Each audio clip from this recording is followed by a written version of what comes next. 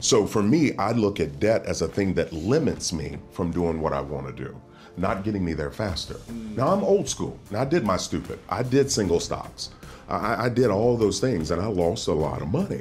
Yeah. But looking at it, what I was trying to do was to get rich instead of build wealth.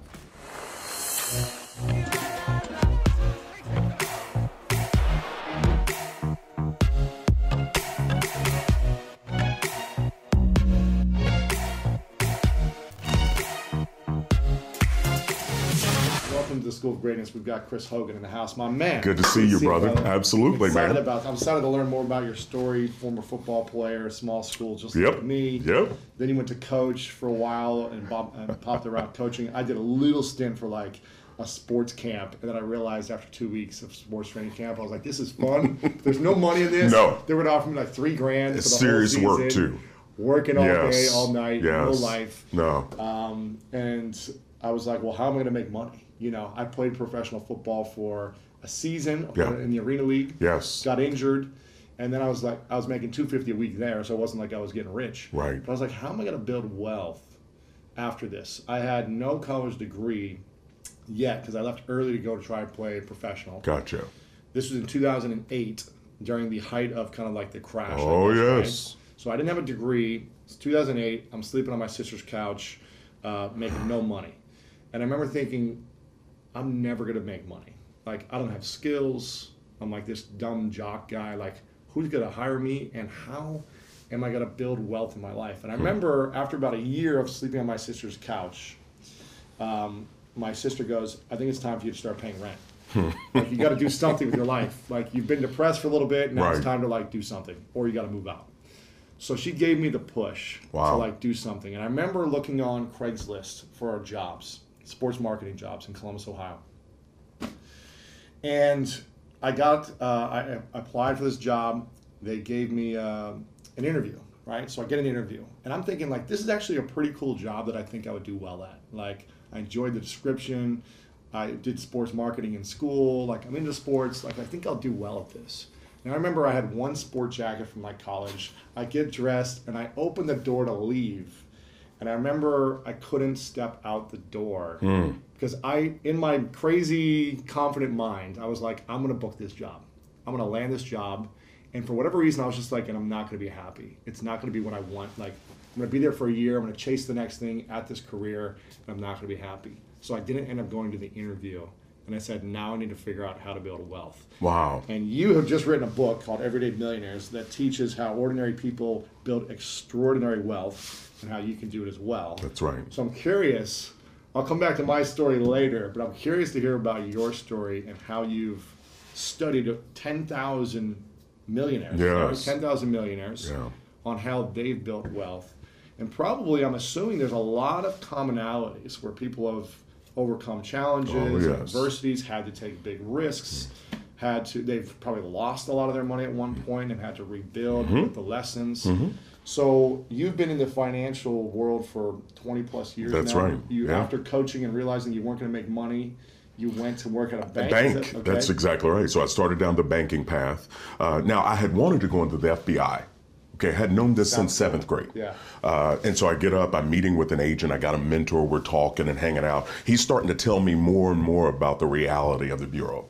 And it was kind of like, this dream I had is starting to shift on me here a little bit, and I went into the banking industry because what I wanted to do was if I could create the sports mentality and that teamwork attitude in a business community, then I knew we could do something special. Yeah. And so it started down that path, went into banking, and got to the point to where I was pushing products instead of helping people. You're selling services, Yes, right? yeah.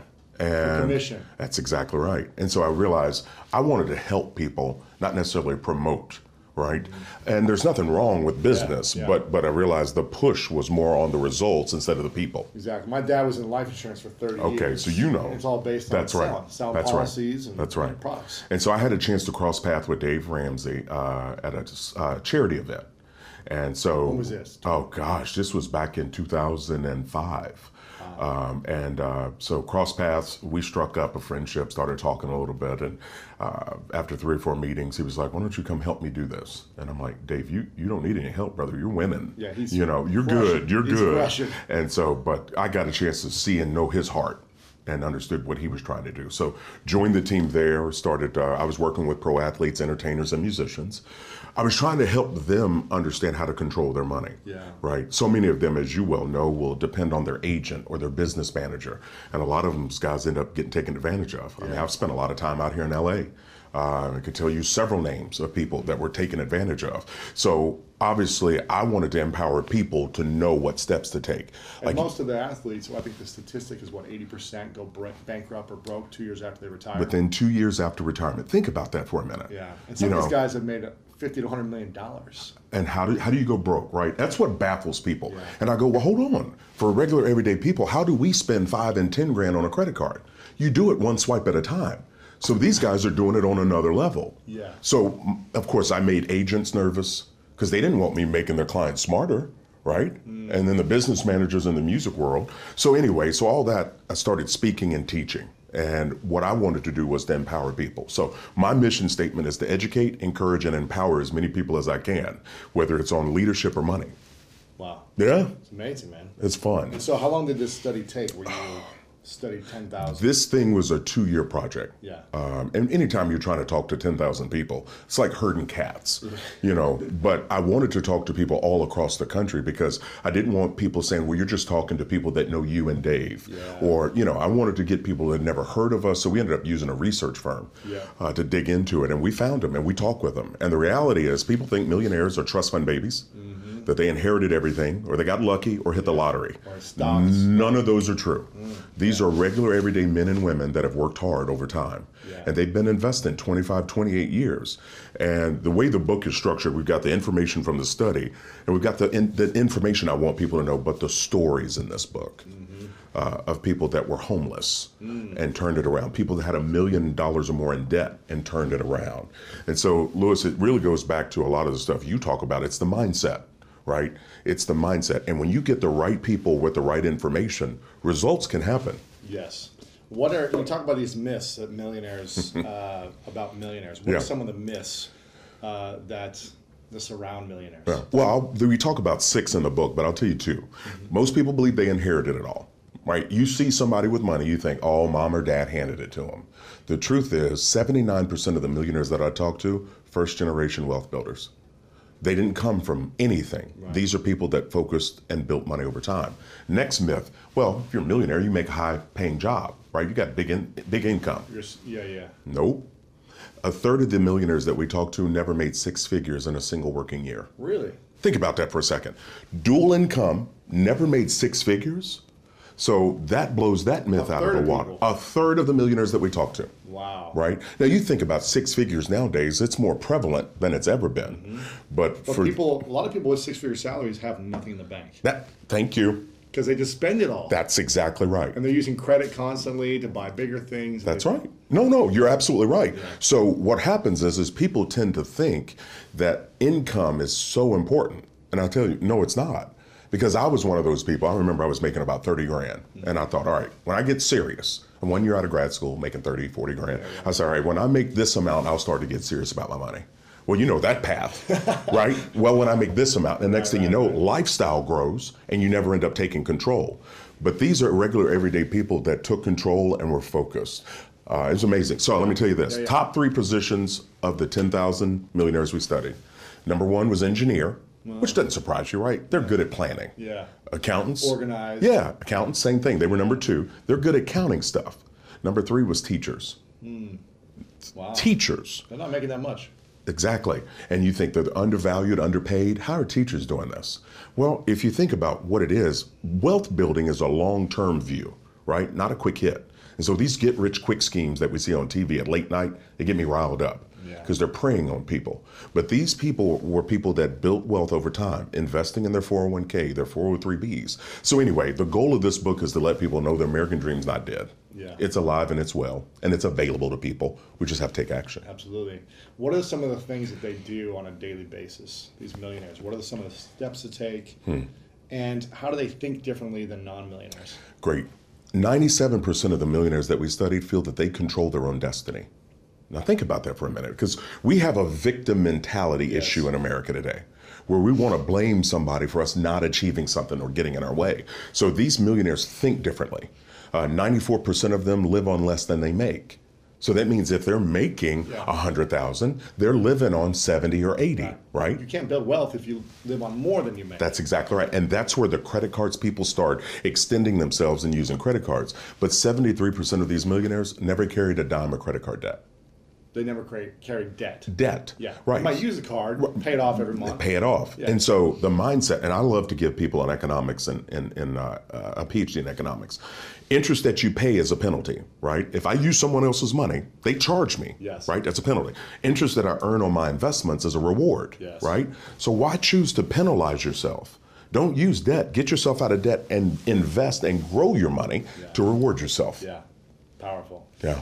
Now, how have you managed to, through all the stuff you've gone through, I'm assuming the last, 15, 20 years, you've gone through some challenges. You told me before off camera that you have a child who has special needs and was told that they wouldn't live past a certain age. You're, I'm assuming you've had challenges in relationships, with business partnerships, intimate relationships, family. Yeah. The more wealth that I've accumulated and the attention that I've gained, there's more people with handouts, and expecting, whatever it may be. How have you personally managed the emotional challenges that have come your way by not letting it affect your mindset around money so that you don't do things emotionally with your money? Right. Well, I mean, I've been there. I don't know about you, but I've made some mistakes. Yeah. Okay. And, a mistake that you make one or two times, you can call it a mistake. But when you keep doing it over and over, it's not a mistake anymore. It's called a choice. Yeah. So for me, I'm a man of faith. So obviously I'm rooted there. But I got good people around me. Yeah. I got good friends, people that have known me since my childhood, people that know me for who I am. So I'm not an author and speaker with these people. I'm just Chris. And so those people keep me rooted, right? Mama Hogan is no joke either, okay? She'll keep me rooted. And so I think it's really important to understand, what am I trying to accomplish? Like, I don't want notoriety. I don't want to be famous. I want to be known that I help people think bigger, right? And so staying rooted in that, it helps me to be very, very clear on what I'm doing. People will come up and tell me, oh, Chris, you changed my life financially. And I go, oh, whoa, pump the brakes. I didn't change anything. I gave you some information. You did the changing. And so I think it's really important as we help people that we stay aware of who's doing what and our role. Yeah, I think there's a story about Marcus Aurelius where he would go around the town and he had someone just walk with him, beside him, and say, "You're just a man." Every time someone would praise him, be like, "You're just a man." Can you imagine that? I mean, seriously. Isn't that cool? How rooted does that keep you? John Wooden's got a quote. He says, be careful of fame, because fame is man-made. And if man giveth, man can taketh away. Absolutely. And so being aware of that, I think, is really, really important. What's the heart behind what I'm trying to do? Yeah. And so, if I travel and I go speak to 10,000 people, if I get one person whose eyes light up and they start thinking differently, then I've done my mission. Yeah. Yeah. What's the biggest challenge you've gone through in the last 15 years? Personally, emotionally, financially? Biggest challenge was definitely the diagnosis of my youngest son, Case. At age 2, they diagnosed him with this rare genetic disorder that could kill him. It could take away his speech, take away the ability to walk, ability to eat, and eventually end up on a feeding tube. It was the scariest moment of my life, sitting in that doctor's office holding that 2-year-old boy. Wow. Listening to that. And went to some dark places over a few years. Really? Well, you know what us men do when we have challenges. We're not as smart as women. Yeah, we don't share. Women go share. Yeah, we don't share. Men don't share. Yeah. We isolate. Yeah. And then we internalize, and then we stuff, right? And so you can imagine working through something like that, isolated. The weight you carry. It messes with you. It does. It messes with you. It does. That was the biggest challenge I've walked through in the last 15 years. How did you get through that initial few years of stuffing or pain? I just stuffed. You know, I didn't do what I should have done. Isn't it amazing how hindsight's 2020? Mm-hmm.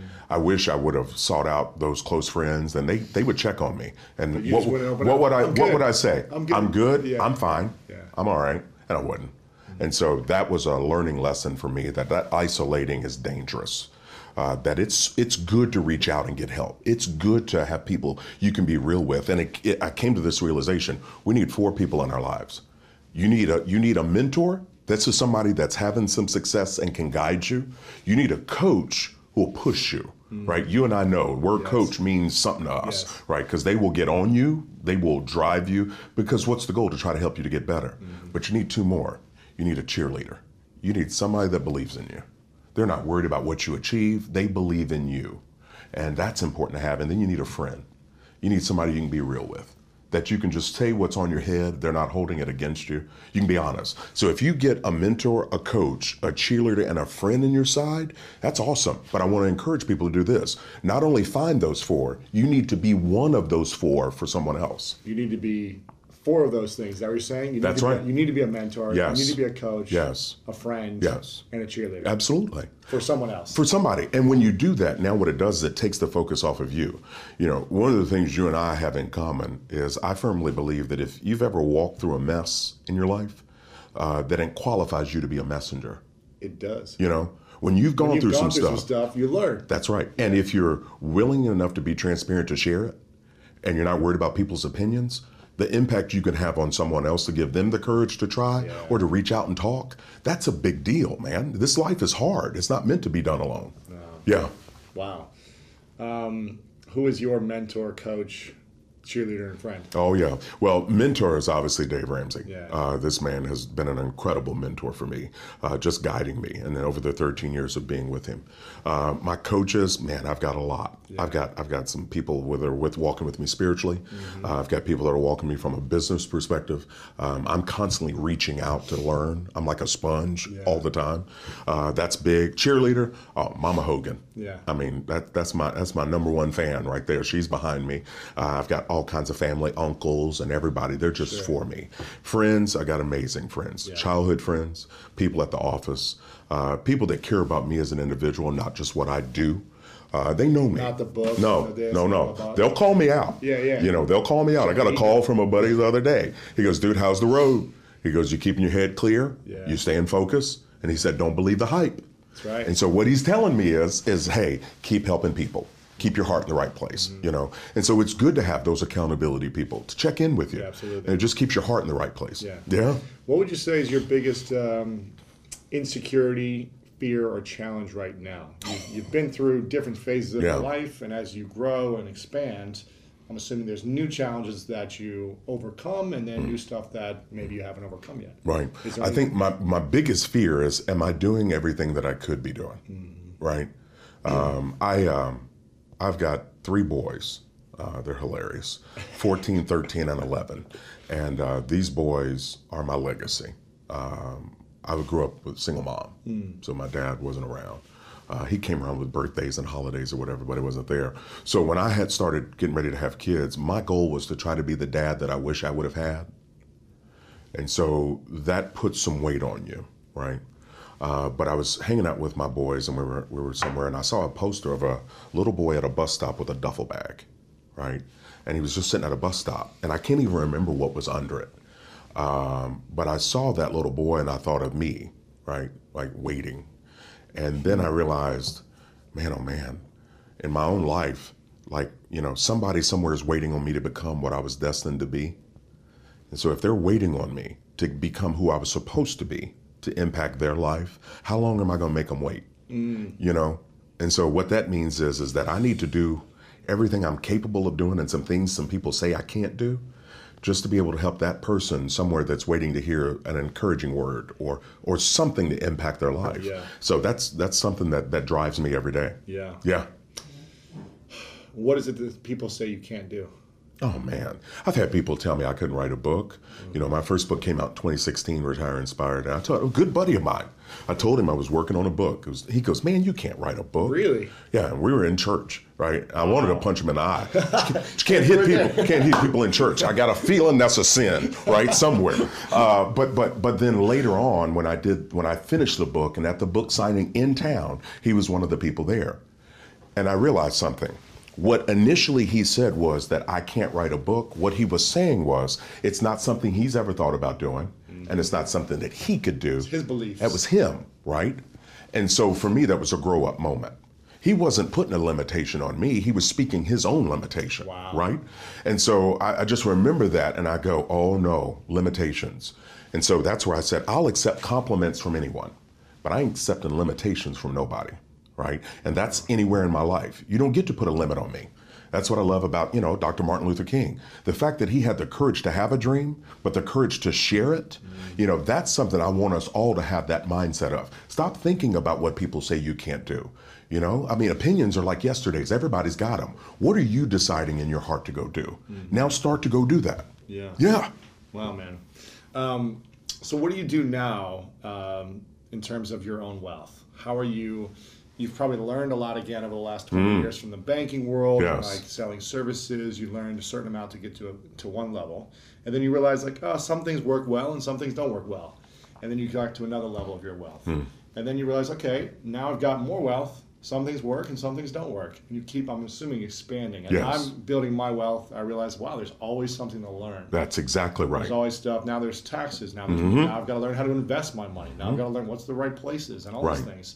So what's the phase you're at right now, and what are the biggest lessons you've learned in the last couple of years? Okay, so the phase I'm at right now is obviously continued growth, right? Because with inflation, costs are going to go up. So you can't hide money in a cookie jar and just put it in the ground. It's got to grow. So with me, I'm always looking, but I'm understanding risk more. You know, these latest crazes that come out, I just cringe. You know, cryptocurrencies, it's crazy, right? Bitcoin, right? Now there's this thing out there, it's not even real, that's been given a value by somebody that's not regulated, right? And so when you look at this, you would laugh at that.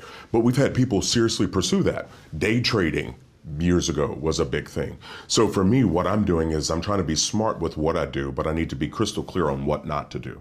Meaning, I don't want to take unnecessary risks. What are the things that are non-negotiable you won't do? I'm not doing debt. I am not doing debt. So what's that mean for people? That means I don't borrow money. I'm not looking to borrow money to leverage, borrowing money from my home to invest, no leverage schemes. I don't borrow at all, and I'm crystal clear on what it is I'm doing, meaning the longer range view. Lewis, what I started doing years ago was I started making 2-year decisions. I wanted to make a decision today that I look back on in 2 years, and I'm glad that I made it. Now imagine what are some of those decisions? Oh gosh, well I mean staying allergic to debt. I mean I have people come to me all the time with business opportunities. They're like, Hogan, listen, if you put in this amount, we're going to do boom, boom, boom, boom. You know, and in looking at that, I have to be smart enough to say no, right? That if it looks too good to be true, we know it is, right? But I think it's more about I think I've made more money by not doing things than I would have by going down a path. And did you invest in certain things early on where you're like, yeah, that seems like fun and interesting, and you're like, I never got my money. Oh yeah, no, I learned my lesson. I've invested, I think, 8 startups over the last 8 years, and guess how much money I've made? How much, Lewis? 0. How much did you invest? Give me a ballpark. Probably about 250 to 300 grand. Okay. All right. That's not as bad. I wasn't going like big on it. Right. I was like, let me just dabble. Yes. Let me just get in the game, play with it. That's right. It's okay if I lose it. Right. I had the mindset like, I'm gambling. Right. Well, and that's exactly what I did. But here's it. And you know what? You paid a dollar amount, but you learned some stuff. I learned some stuff. You know what you're not going to do ever again. Exactly. And see, to me, that's valuable. Yeah. Because obviously, as things grow and profiles grow, the risks grow. You know, the bigger things come. So I just want people to take, that's why my website's chrishogan360.com. I want people to take a 360-degree look at a lot of the things they're doing, their business, their life. Like, look at this and make decisions about what you want. Like, I'm crystal clear on what I want, but I'm absolutely certain of what I don't want. I don't want failure. I don't want negative attitudes around me, right? I want to make sure that I'm impacting people. That's powerful. What are the things that you, so you don't borrow debt? Nope. And so what's that mean? It says you can't start something unless you use sweat equity, unless you have the money. Pay cash. Pay cash. Pay cash. Yeah. So that means for real estate, right? If there's a property that I want to buy, I don't go to a bank. You don't get a loan out. Nope. I save up and pay. Now, what does that make me do? It makes me have patience. That means I'm not don't letting. Get everything you want now. That's exact. Well, and that's you have kids yet? No kids. Okay, so you got freedom and money. Okay, all right. I'm sending one of my boys to live with you. Exactly. But kids want what they want, and they want it now. Yes, you do. Right. Give it to me now, Dad. Right. Yeah. And so if as adults we do that, that's dangerous. Yeah. That's why the average credit card debt right now is 15 grand. Wow. People have 45,000 in student loans. Car payments of $600 or more a month. So for me, I look at debt as a thing that limits me from doing what I want to do, not getting me there faster. Now I'm old school. Now I did my stupid. I did single stocks. I did all those things and I lost a lot of money. Yeah. But looking at it, what I was trying to do was to get rich instead of build wealth, right? And there's a difference. Between getting rich and building wealth. That's right. What's the difference between getting rich and building wealth? Getting rich is where you want to quickly get money, right? And these are the lottery winners that I've talked to. They got money in really, really quick, but they also lost it really, really quick.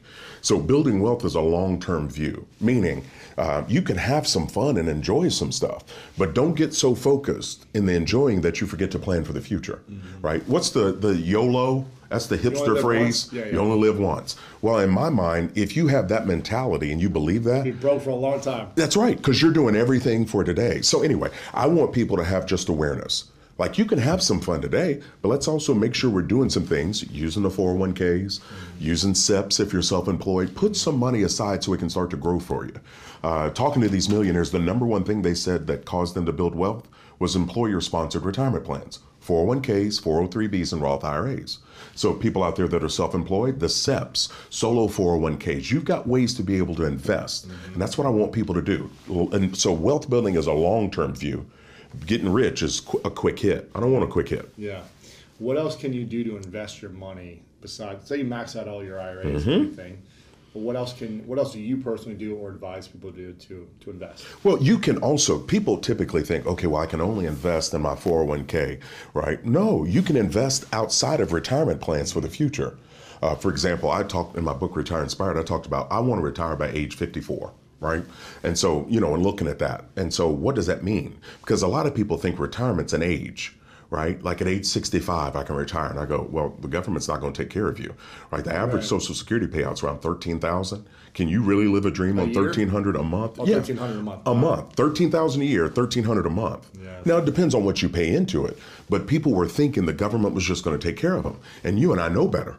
And so I wanted people to wake up and look at that. So the mindset around investing is to grow your money. Time and compound interest help you grow money. Put some aside each and every month and be consistent. You can still have fun and do some stuff, but just don't go all in. Yeah. What else are you investing in personally to help? Oh, I mean, right now for me, I do growth stock mutual funds, which essentially what that is instead of going a single stock, which is going all in on one thing, growth stock mutual funds allow me to invest in multiple different things. So I'm diversified. And all diversification is spreading out stuff. Yeah. I don't want to put all my eggs in one basket, right? So growth stock mutual funds are a big deal for me. Real estate with cash is a big deal for me. So you got to wait a while to get real estate then. Yes. You got to save your money. And then you put it down. That's right. You see, you're 100% down to cash? 100%. Or do you put like half down? 100% down. If I'm looking to invest, right? So you're right, it is slower. But guess what? There's no risk. For example, you pay cash for it and you have it with the economy 2008 goes down or goes up. If I'm renting it, I need to have good renters. Yeah, you don't lose it. I don't have a payment I'm making every month. What I don't want are people in control of me, right? I don't want people, I don't want to have to go work to chase money. I want to work to impact people. And if I'm working to impact people and I don't have debt in my life, then what I have to make is really small. Utilities, food, right? It changes things. Yeah. And so, I mean, imagine the world we'd have if we had people that were out of debt and they were able to do the things they believed in. Be incredible. Oh, I mean, there's not a charity out there that would be underfunded, right? Single moms, big brothers, big sisters, any of these things out there, they would have the money to do what's needed. So I want America to wake up and look at it, learn how to count. They taught me in kindergarten, 1 + 1 = 2, right? When you get older and you start to factor in debt, they try to tell you 1 + 1 = 3, right? And so what we have to do is go back to basics. Remember how to count and stay true to yourself. Wow. What do you think is going to be the biggest challenge for people right now, this time in our time, in getting out of debt? Because we are in the gratification now. Yeah. I want everything. I see everyone else on social media posting all this, the cool stuff they're doing. How hard is it going to be for people to change their mindset to say, I have to slow down? It's going to be a big. Not compare myself to. That's everyone. right. Well, you hit on a couple things there. Yeah. It's going to be a big undertaking because we're the most marketed to country on the planet, right? We have with media messages constant, right? everywhere. And we've have this appetite for debt. We've got $1.5 trillion in student loan debt, $1 trillion in credit card debt, right? Wow. $500 billion in car loan debt. Like, think about this. $500 billion in car loan. $500 billion. This past holiday season, people spent $859 billion in debt for the holiday season. On a credit card? Yeah. No way. Yeah. So now this time of year is where people are opening it up and they're starting to wake up to see it, right? So I think people need to understand that debt keeps you hostage. It's a thief. It steals from you. It takes from you now, but it also prevents you from investing and growing it later. And so if you get student loan debt, let's say you have 100 grand of student loan debt, yeah, and you pay it over 20, 30 years, you're paying 200 grand back, right? Oh. You're paying double. It's not 100 grand anymore. Because we talked about it, interest that you pay is a penalty. Yeah. That's right. So I'm wanting people to wake up and look at it, and I'm telling you, people are doing it. I had a couple that was at the book signing here when I was in LA, and they told me they paid off $200,000 in student loan debt, right, over 6 years. $200,000. That's amazing. And I said, what'd you do? They were like, we cut back lifestyle. Everything. Yeah. They go out to eat once a week, right? They got serious. They stayed in an apartment instead of going out and buying a home. And they said, our goal was to get that out of our lives. And I said, you know what you did? When you got out of debt, you gave yourself a raise. Because now that money doesn't have to leave you every month. Right. It can stay with you. So I think people are waking up to it and they're seeing it. And I'm just out trying to spread the message. How do we get people to become allergic to debt? Because that's what you do. I do. So how do you get people to think that way when they're so conditioned their whole life that, I can just get a credit card, just get a loan, I can do this and pay it later. How do we flip the script? I think it boils down to knowledge, telling people, explaining it, me being clear about my own mistakes financially, Dave being clear about his own mistakes financially. People have to get to their point that they wake up. Now, this is typically what happens. I'm getting younger people that wake up to it as they start to get engaged or get ready to get married. But the next eye-opening event is when they have kids. When you start to have kids and you got this little person that's dependent upon you, now you start to reassess things. And so I want people to know that you got to look at it. You got to make a decision for yourself. Do you want to keep making the credit card company wealthy, or do you want to build wealth for you and your family? Snap. Right? That's really what it boils down to. Do you think people, when they have their first kid, they become more financially aware, or do they start going into more debt? I think there's a wave. Now, let me help you out because you don't have kids yet. So let me tell you, right? When you first have them, you're going to get so serious and so focused. But then what will happen is, instead of spending on you, the tendency now is to spend on the child, right? Like, I'm amazed. I was in a shoe store out in New York, and they had these little fancy designer kids shoes, tennis shoes. Listen to me, $110. For baby shoes that are going to grow out of in 3 months. They don't walk. This is to hold a child wearing this fancy shoe. And I thought, see, that's a cultural thing because you want your baby to look good. And they go, no, your baby needs to be loved. Yeah. Right. So I want parents to prepare for themselves. My greatest fear is that if I don't take care of myself financially, I end up becoming a burden to my children later in life because they're going to have to take care of me. I feel very grateful for my father because he would always teach, saving and investing and things like that. He was life insurance for a long time. I have multiple life insurance policies out of myself. Right. Because of that. Because I'm not in a relationship right now, just got out of one, but I was always preparing. Even the last 10 years, I was just like preparing for my future. I was like, I want to have enough money that when I have a family, when I get married, when I have kids, like, I'm not stressing about it. That's right. Not everyone has that luxury. Right. They might have kids when they're 20. That's whatever, right. But I've made the choice that I'm not going to have the family until I feel like, man, whenever it comes, whenever it's ready, I'll be prepared. So I don't need to make bad decisions based on debt. I want to have so much in abundance and take my lifestyle back in my 20s and my 30s. And that way I'm saving so much and investing so much. And I feel And my life insurance mentor was like, everyone comes to me at 40 and says they wish they would have invested Yes. more at 25, more at 30, more at 35. Right. And they wait too long. Yes. And that's why I'm constantly just automatically taking payments out every single month. See, that's good. That are almost uncomfortable. Mm-hmm. Like, man, that's a big chunk of money every month that I Right. have to put into savings. That's right. Or into investments, I Right. should say. And luckily I can afford that because I'm, a single guy and my That's business right. is doing well. But even my friends who are making as much or more than me aren't doing that. And it scares me. Oh, it should. I mean, because here's the deal. To grow money, it means you need time and compound interest, right?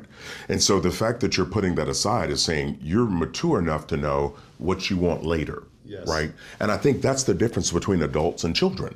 Children want what they want now. Adults have to be smart enough to go, I'm going to do some stuff. I'm going to enjoy some stuff. But I know down the road, I'm going to want to do some stuff too, and it's going to cost more. So I need to invest. So I encourage people, set up automatic investing. Coming out of your 401k, your 403b, or even if you're self-employed, your SEP or whatever it is, make it happen automatically. That way, because here's the deal, your investments become your paycheck later. Mm-hmm. Think about that. Like if we're working right now and you do a job, you get paid. The reason you're investing is to replace your paycheck. So you can go do what you want to do. You can travel or whatever, and you've got this money that you can draw from to take care of your family. Yeah, so exactly. I want young people to get started early. I want people that are in the middle of life with kids to stay consistent and control lifestyle. And even if you're older and you feel like it's too late, it ain't ever too late. If you've got breath in your lungs, you've got an opportunity to make some changes today. Absolutely. Let's not waste another minute. Let's get intentional. Reach out to somebody that has knowledge you don't have and get guidance. Yeah. Yeah. Talking about knowledge, what type of education do you think people should be looking for right now? Should they be, if someone's a teenager, should they be going to college in your mind? Who should and shouldn't be going to college? Right. Are there other alternative ways you think? Should it be going to college and taking on $300,000 in debt? Right. Should you save up your whole life and then spend it all up front, quarter by quarter? Should you work 50 hours a week and not have a life in college? What should you be doing? That's a lot, man. I think first and foremost, college, I believe in higher education. I got multiple degrees myself, but I don't like student loan debt. Yes. And so I would rather someone go to community college, for 2 years, live at home, knock out the prerequisites for $200 a class, then transfer to a 4-year institution and graduate in 2 years. You can work and go to school at night, right? You can work, go to school during the day, work at night, whatever it is, you've got an opportunity. There's scholarships and grants. Make decisions. You still get the degree from the credible college. That's which right. Is kind of irrelevant now, it seems like, where you went to school. Maybe if you want to get a specific job, maybe the networking.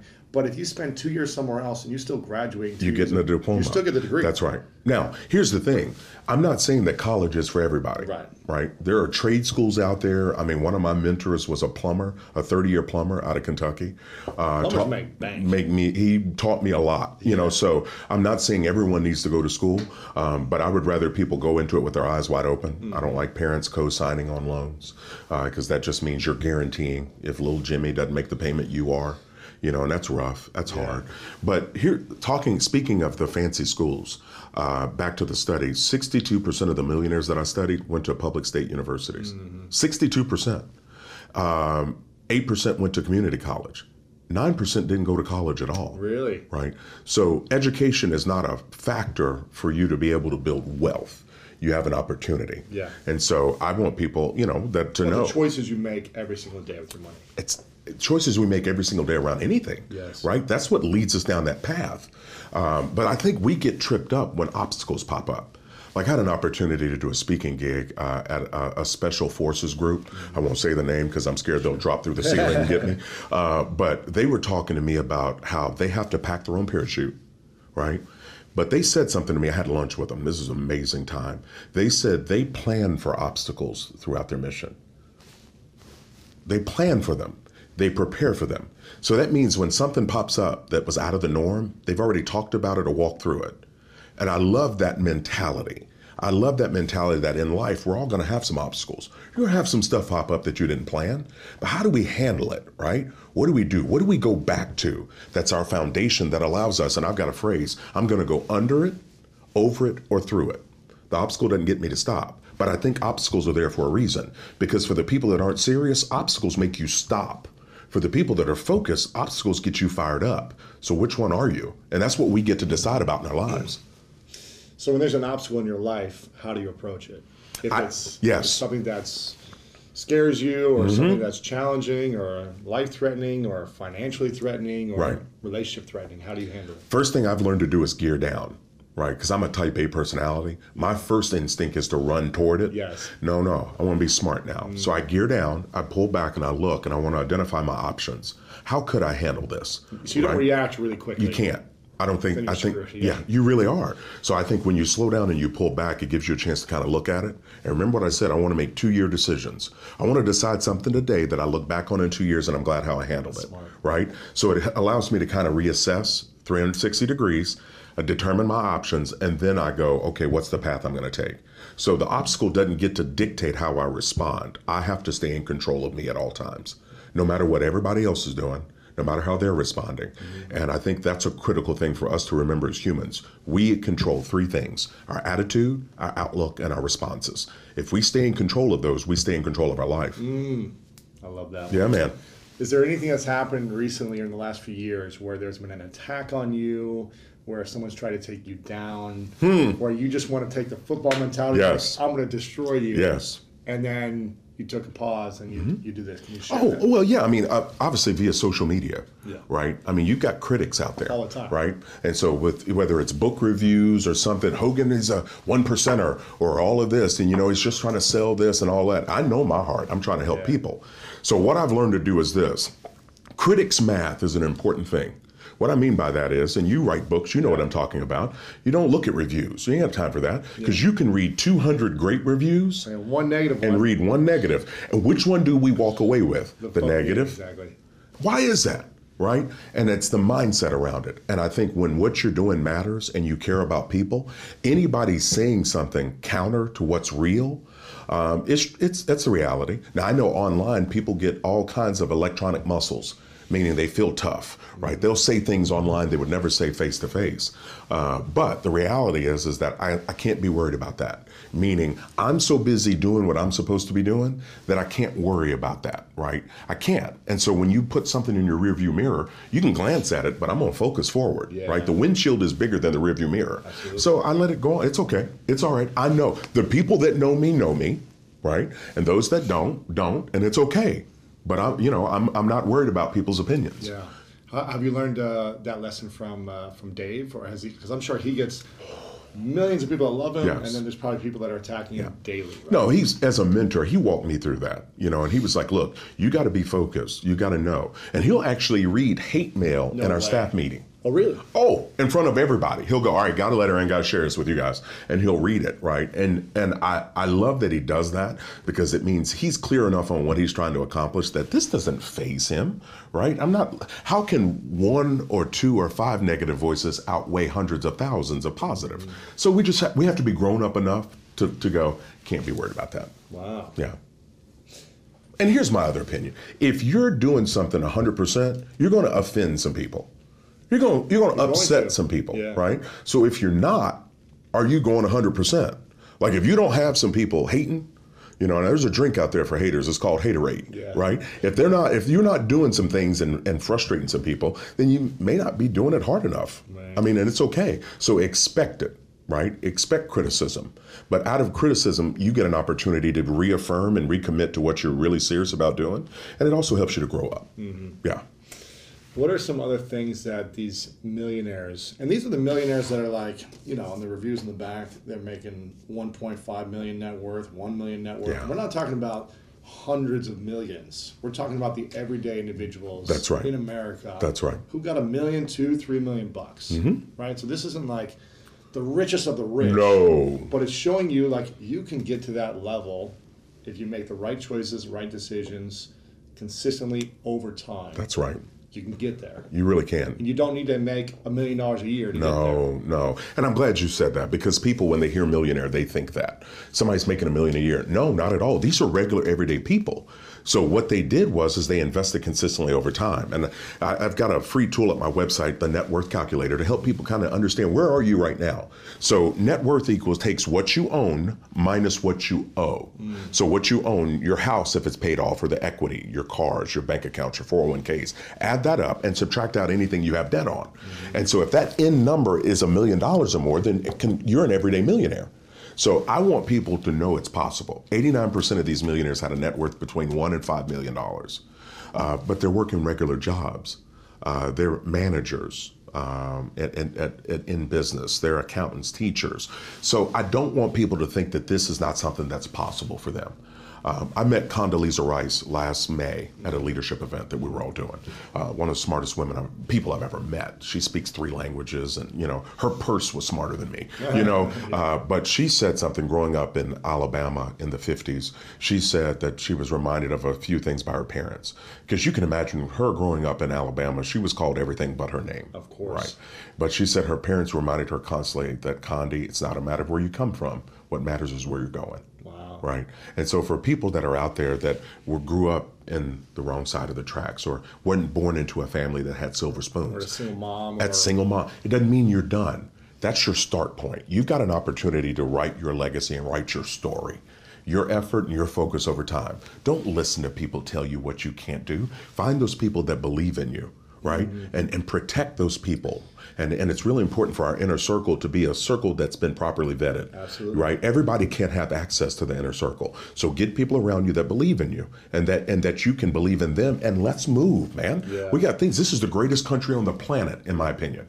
You can have a business idea and start it today. Now. Right. A couple $100. You don't need permission. You don't need anybody's approval. You can start it today. So I want to encourage people to chase that American dream, because it's available.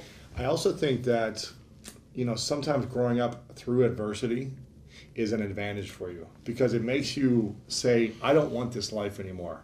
What do I need to do to get out of it? What's the changes I need to make?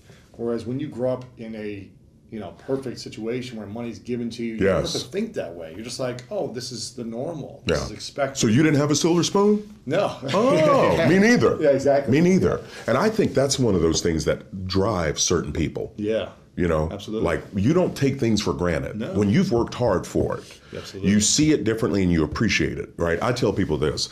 These millionaires were also givers. 70% of them set aside money every month to give. Right? And I think that's an important thing for people to understand. I want people to build wealth, to be able to give to things that they believe in, causes, right? How much do they give away? So how much a month do they give? Well, they're just 70% of them give. 70% give. So they're giving. So they're giving 15% or more, Smart. right? But I've got this phrase that I tell people that when you're grateful for things, when you understand that you've had opportunities or you've overcome some stuff, I tell them it's hard to be hateful when you're grateful. Right? And that spirit of gratitude, I think, is what drives people that are driven to want to do more, want to impact other people's lives. And, I was a big proponent of Zig Ziglar growing up and listening to him and his positive message. So we have to be careful what we tell ourselves. I know internally I've told myself some mean stuff, and nobody else knows it. Right? And I think that inner voice, if it's not telling you some positive stuff, we need to mute that voice and play something different. Yeah. Right? You need to tell you that you can do it. And if we allow that negative voice to play too long in our heads, we can get defeated before we ever get to the start line. Right? And I don't want to do that. The world's going to try to tell you what you can't do. Please, don't you be telling you what you can't do. You've got to be all 4 of those things to yourself. For yourself. That's exactly right. You've got to be a mentor, a coach, a cheerleader, and a friend. And be your own friend. That's it. Right? If you are your worst enemy internally, there's no way you can succeed. If you're constantly negative towards yourself, constantly saying you're not good enough, or believing the negative energy that's coming your way. Yeah. Well, and the dangerous thing is people don't know that you're telling yourself that. Yeah. Like, nobody can help you unless you have the courage to reach out. And so I just want people, listen, if you need help in an area, go talk to somebody. Please don't think, America, we've got these tough guy movies out there where you're supposed to just grin and bear it and get through it. Please. My oldest son, he was riding a skateboard and he fell off. He skinned his knee. He was about 9 at the time. And he was like, I go, what's wrong, dude? He goes, Dad, it hurts. And I said, well, why are you making that face? He goes, I'm trying not to cry. I go, well, why? He goes, tough guys don't cry. I go, that's a lie. I go, no, no, no. If it hurts, cry. You see, I think we got too many emotional repressed people that we think it's not cool to cry. Yeah. If you hurt, cry. Like, let that out, but also get people around you that believe in you. Challenges are coming. They'll knock you down. It's a matter of who do you have with you that's going to help lift you up. You know, and I think that's what I want more for people out there. Wow. It's inspiring, man.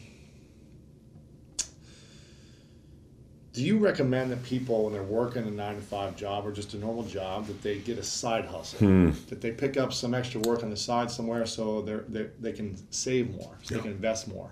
Do you think that people should be thinking that way, or what's your thoughts? Well, I think this. I'm never allergic to work. Like, you can ask anybody on my team, you know, they're like, dude, you are wired up. Well, number one, I believe in what I'm doing, and I'm wanting to help people. But if you're somebody, you've got debt, and you're like, all right, I'm tired of this debt. I go, okay, take on an extra job and direct every dime of that money toward the debt. Or if you've got somebody that's saying, Chris, I want to buy this investment property, right? And I go, well, how much is it? All right, well, take on a side job and devote that money to saving up for it. Right. So I don't think there's anything wrong with sacrifice. See, I think that's one of the things that's wrong in our world today. We're good at dreaming, right? And we can be working hard and the sacrifice. See, nobody tells you that with goal setting. You know, I've been eating healthier. Right, so I'm down probably about 40 pounds right now, and I've been eating a lot of salad, Lewis. Yeah. Okay, sacrifice, salad. Man. It's hard work and sacrifice. Salad's not food. Salad's supposed to come with the food, right? Come on, man. But in doing that, what do? You got to give up some things to get some better things, absolutely. Right? And so I don't have a problem with anybody that's wanting to do a side hustle to make extra money. Just be intentional with it, and be careful not to allow that season to become your life. Meaning, there's a lot of people out there that are working jobs they don't love. Right? And they have this idea of starting a business or starting something. Start small. Like, let your part-time job be that I'm going to grow this business, right? You don't need to go rent 10,000 square feet and get a big sign and hire 42 people. And all no. Things. Oh, yeah, no. Slow down. Be aware, right? But just, it's okay to go slow. I believe in crock pots, not microwaves, right? Yeah. Microwaves zap things and just get it done. And it doesn't taste really good. Crock pots, oh, dude, there's flavor in them bad boys, right? And it's a matter, I think that's an approach to life. Yeah, yes, that's good. What is your thoughts on starting a business and taking investor money and taking investments when it's? I don't like it, and the reason why is that it's debt, right? Because if I take on someone else's money, I got to make a payment at some point, right? Whether it's an angel investor that 3, 5, 10 years out, there's that obligation in the back of your mind. And I know a lot of people do it. It's just not a way I would prefer. Yeah. I'd rather start small. I've never taken money. Right. Either. I'd rather start small and then grow it myself and be able to make decisions. I don't want other people making decisions for me. And so that's something I caution on. I talk about here in the book with partnerships. There are 4 Ds to partnerships that you have to be aware of, right? And these 4 Ds are dangerous to partnerships: divorce, death, drugs, and debt. Those 4 things. Now imagine, let's say you and I go into business together, right? Which wouldn't be a bad idea. We're smart people. Yeah. But let's say that, you get married and you're married to somebody that ends up being crazy, right? Yeah. No, I'm just hypothetical, Lewis. Hypothetical. Yeah, no. Yeah. And so you and I in business, you and I we're rolling. We're doing things. We're on track. And but now all of a sudden, goes south, that's right. And it starts to take the energy and this and that. And then not only that, but now she wants her money out of the business. Now you and I are impacted, right? Our relationship is affected. So it would be different than if you started the company and we were like, hey, dude, we've got this vision. And you were like, Hogan, we can do this, this, and this. I'm like, all right, you know what? I'm a smart businessman. I've got a business entity over here. You've got one over there. Why don't you start the business and I'll work with you in the business. So you're the owner, but we'll share profits, right? Yeah. So now what we've done is we've protected the business from those 4 Ds and we're both sharing in profit. Now, this requires maturity, right? Humility, and awareness. If we're not worried about who's getting the credit or who's the president or CEO, and we're worried about growing this thing and impacting people, this model will make sense, right? Yeah. If we're not mature or we're worried about who's getting the credit, then you and I are going to be battling over, well, who's the front man and who's all this. So anyway, with partnerships, that's some of my cautionary tales for people. So go into it with your eyes wide open. What about someone who's saved and invested a lot of money of their own? What are your thoughts on when they get married? Should they create a prenuptial agreement to protect their entire life's work? Or just blind faith, this is going to work out in the end, everything's going to be good. Trust the process. This Right. is till death do us part. Right. You know.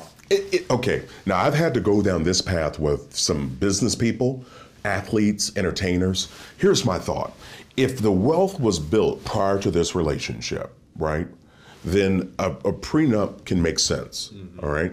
But if you got married and you built it, then now it's not something that really will make sense. So it really goes back to being very aware, right, of who you're with in relationships and being crystal clear, right? But that mindset of, because you want a teammate, that's my thing. What a cheerleader. Right. A buddy of mine told me this. He goes, dude, my wife is my tag team partner. Wow. And now, are you a fan of wrestling? Sure, some. You see, yeah. Back in the day, I used to be. But tag teams, they were legit. That was fun. Because when one got tired or got in trouble, he had somebody to tag, right? So I think in relationships, you want that. You want to find somebody that has your back, somebody that's for you, right? And you're for them, and you're working together. Now, I know life can get hard and life can happen, but I think if we're crystal clear and we're connected together and we're working on money things together, as well as anything else that comes your way, that to me that's the sweetest thing ever. Wow. Yeah. Have you ever had a scary time in your relationship where you're like, oh, I don't know, we're building this wealth together, but our relationship is in jeopardy. What am I going to do? Yeah. Have you made decisions, I don't know. Well, I mean, life happens. I mean, the situation with my youngest son popping up, right? I don't think we naturally grow together. I think we naturally grow apart. I was working with a couple. They've been married 30 years. Marriages, yeah. You think they naturally grow apart? Oh, yeah. I think you have to intentionally grow together. I was working with a couple. They were married for 30 years, raised 3 kids, had a net worth of $3.5 million. But she said something to me several years ago, and it kind of sent a chill up my spine. She goes, Chris, we've been successful in business together. We've raised 3 kids, and we got money. She goes, but I woke up one day and realized I was married to a stranger. Wow. Right? He said the same thing. A stranger. Right? So that meant that they were so focused on achieving that they hadn't really committed to staying connected. And so they talked about how they were doing date nights and they wanted to make sure they were getting back to. And that just reminded me, yeah, we don't naturally grow together. We naturally grow apart. We have to intentionally stay connected. And so that takes effort, right? And it also takes 2 people. And sometimes you got one that maybe is done or won't, and that takes some tough things. You know, you need to do some counseling and talk to some people, but you have to make decisions, right? You have to be clear, and it takes courage to make decisions. You know, cowards stay and just stay, right? They don't speak their mind. They don't have dreams and goals. So I want people to be courageous in life, and that's in dealing with great things as well as tough things. Yeah. Wow. Do you think anyone can be an everyday millionaire? I know they can. Even if they have hundreds of thousands in debt. Yes. Even if it looks like, man, there's no way out. Yes. I'm screwed in my relationship. I know. My finances, my family, like I'm on the wrong side of town. You still think they can It's do possible. Talk to 10,000 of them. Yeah. The stories in here of what these people overcame, it motivated me even more. And I'm already a motivated person. Yeah. But people that were told that they couldn't, people that were told that they shouldn't, that it wasn't possible for them, that they didn't have the right education, they didn't have the right job, they didn't make enough. These people all stayed focused. And I'm talking, they were every color, every nationality, every socioeconomic status. These were people that believed. And so that's what this book is about, being intentional, being consistent, and most importantly, do these 3 things. Believe that you can. Okay, you have to do that. You have to believe that you can. You have to gain knowledge on how. What are the things I need to do? And then our personal everyday habits. You got to learn those, the budgeting, the getting out of debt, saving and investing. These are all things that set the course for anybody to become an everyday millionaire. I love it. Make sure you guys get the book, Everyday Millionaires, How Ordinary People Built Extraordinary Wealth and How You Can as well. Lots of great tips, strategies, myths that will be busted, mindset stuff. Make sure you guys get the book. It'll be linked up. It's online. It's on your website, which is... ChrisHogan360.com. And you're on social media. All of it. Chris Hogan 360. Yeah, okay, that's cool. me. Final couple questions for you. This one is called the 3 Truths. All right. So imagine it's your last day on Earth many years from now. Okay. You get to pick the day. All right. You've lived the life you want. You've achieved everything you want. You've seen your mission, your legacy continue to grow. But at some point, let's just say hypothetically, you gotta go. All right, Lewis, this is hardcore. I know, man. All right, man, come on. There. All right. You've written every book you want to write. You've said it all. But for whatever reason, you got to take your message with you. You got to take your work with you. Okay. Hypothetical.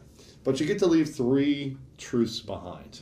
You get to leave a message with 3 lessons for the world. Okay. This is that all they would have to be remembered by. Okay. For your message. All right. So if you had 3 truths that you would leave behind, what would those be? Wow. Believe in yourself. Control the controllables. And number 3, go all out. Yeah. Like, go all out. And I think those 3 things are things that can help anybody in anything, in relationships, business, and money. And I would tell people, yeah, believe in yourself, control the controllables, which means there are some things I can't control, so I can't worry about it. Control the controllables, and then go all out. Yeah. Just go 100%, right? And just go out there, go for it. Don't wait on anybody to sign your permission slip, because you get to sign it. Just go all the way out. And I think my goal would be for somebody to bump into one of my boys 15 years from now, or after I'm gone, and they say, hey, I met your dad once, or I heard that man talk, and he got me to believe in myself. Wow. He got me to try harder. I literally just got the chills. That's a legacy. I literally got the chills because I could only imagine what that would be like having kids. Oh. And having, like, you know, because I've seen that with my dad, where people come up to me and say stuff about my dad. That's right. That just gave me the chills. Yeah. I want to acknowledge you, Chris, for your consistent dedication on serving people. I appreciate that. I think it's when we find people that their mission is service, that's the highest level of living that we can do. That's right. Something that I try to do in my life, is just be on service to humanity at the best way that I can. Yeah. I'm never perfect. That's right. But I continue to try to be on service. So I acknowledge you for that. Thank you, Helping sir. people do something which is one of the hardest things to do, is just understand money, managing it. It makes us lose confidence in ourselves. It hurts relationships when we don't have it figured out. So you're in the right place. I appreciate your heart. Brother, I appreciate that. And I hope we stay connected for a Yes, long sir. time, man. Wow. Final question is, what's your definition of greatness? Ooh, I think definition of greatness is your legacy. I think it's the people that you've impacted, the people that are around you. Yeah, I think it's definitely the impact you have on people, the legacy. That's what I'm going to leave behind. You know, you and I both are authors. The books that we write, we're going to outlive us, right? They're going to be on the shelf. And so 100 years from now, somebody pulls off that book, one of yours or one of mine, I want them to read something that encouraged them, right? I don't know what they got going on in their life. I don't know where they come from. I don't know what's happened to them in the past. But I do know that they're in control of their future.